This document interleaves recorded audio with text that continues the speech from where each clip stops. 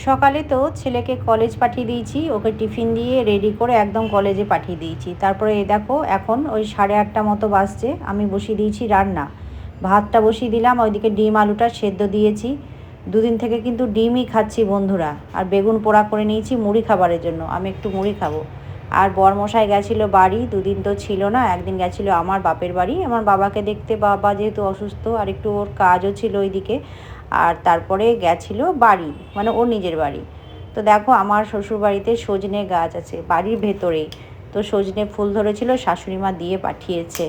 আর ওইদিকে চা করে দিলাম, ও চা খাচ্ছে, এলো তো বললাম একটু খাও, তো মিষ্টি জল খেয়ে বললো না কিছু খাবো না, ভাত খেয়ে তো ডিউটি যাব, তুমি রান্নাটা তাড়াতাড়ি করো।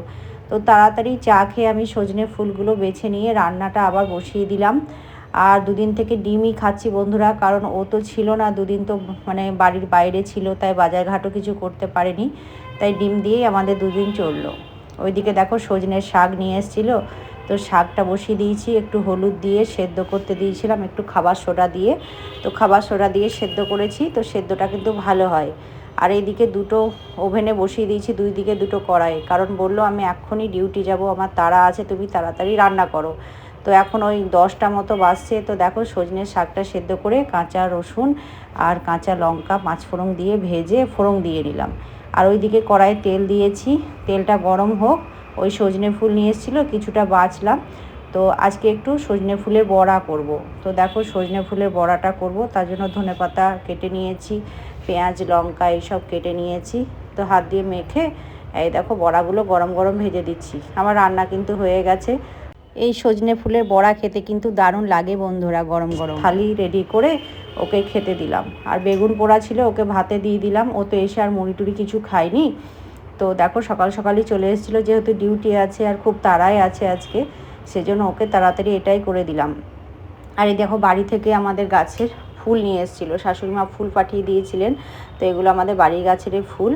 তো দেখো কত মোটা মোটা গাঁদা ফুল হয়েছে, সেটাই তোমাদের দেখাচ্ছি। খুব বড় বড় সাইজের হয়েছে কিন্তু বাড়ির গাছের ফুল।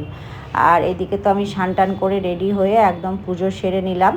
আর ও তো ডিউটি চলে গেল, ওই 10:30টার দিক করে তাড়াতাড়ি করে বেরিয়ে গেছে। আর এই দেখো সোফাটা আজকে ঝাড়লাম, পরিষ্কার করলাম, যেহেতু সকাল সকাল রান্না হয়ে গেছে, অনেক কাজ করেছি। তো সোফাটা ঝেড়ে সোফার যে বেডগুলো হয় সেগুলো আমি রোদে দিয়েছিলাম, ব্যালকনিতে রোদ এসেছিলো। আর তারপরে দেখো ওই 2:10-15 মতো বাজছে। তো আমি খেতে বসে গেছি, খাচ্ছি। আর ওই যে সজনে ফুলের পকোড়াটা দারুণ হয়েছিল বন্ধুরা। তো দেখো খাওয়া দাওয়া করে ছাদে যাচ্ছি, আজকে অনেক কাছাকাছিও হয়েছে, ব্যালকনিতেও দেখলে কিছুটা মেলা ছিল, আর ছাদে এগুলো দেওয়া হয়েছিল। তো সোফার কভারটা কয়েকদিন কাছাই হয়নি। এদিকে দুটো রুমের বেডশিট, পিলো কভার ওগুলোও দিয়েছিলাম কাচতে, তো শুকিয়ে গেছে। তো ছাদে গিয়েছি আনতে, তো সব তোলা হয়ে গেল, নিচে নেমে এলাম আর কি। তো দেখো নিচে নেমে যাচ্ছি। তো এবার সোফাটা গুছিয়ে নিলাম, দেখো ওই বেড মানে সোফার যে বেডগুলো সেগুলো সাজিয়ে নিয়েছি। এবার সোফার কভারটা আমি পরিয়ে দেব। তো আর এগুলো সব গুছিয়ে রাখবো, বিছানা চাদর টাদরগুলো। তো সারা দিন এরকমভাবেই কাজে কেটে যায়, তার মধ্যেই কিন্তু আমি ভিডিও বানাই। তো এটা হচ্ছে মনের ইচ্ছে যে কাজ করব অথচ ভিডিও বানাবো না, এটা কিন্তু কোনো নয়। আর আমি ভালোবেসে ভিডিওটা বানাই, আমার ভালো লাগে তাই আমি বানাই। এটাই আমার এখন শখ হয়ে দাঁড়িয়েছে, ভিডিও বানানোটা। ভিডিও বানিয়ে যে পয়সা ইনকাম করতে হবে এটা কিন্তু না, আমি আমার শখে করি বন্ধুরা, আমার ভালো লাগে তাই বানাই। তো দেখো সোফাটাও রেডি করে নিয়েছি। তো দেখো আমার কাজ শেষ হয়ে গেছে, জামা কাপড়গুলোও গুছিয়ে রাখলাম। চলো বন্ধুরা টাটা, আজকের মতো বাই।